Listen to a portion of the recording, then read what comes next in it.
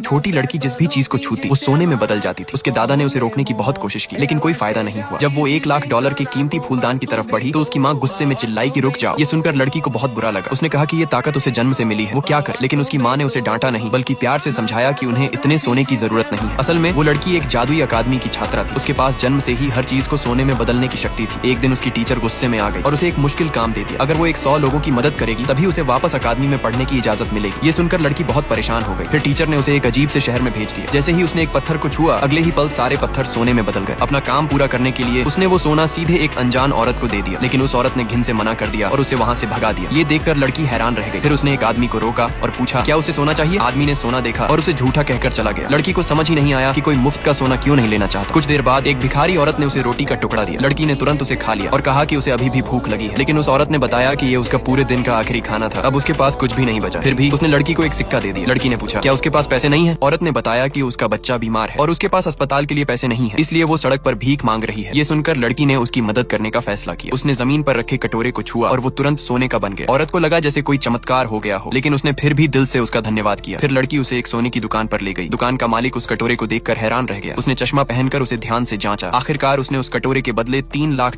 देने की पेशकश की। इस तरह लड़की ने आखिरकार अपने पहले इंसान की मदद कर दी और उसकी मुश्किल यात्रा की शुरुआत यहीं से हुई। अगले पार्ट के लिए सब्सक्राइब करें।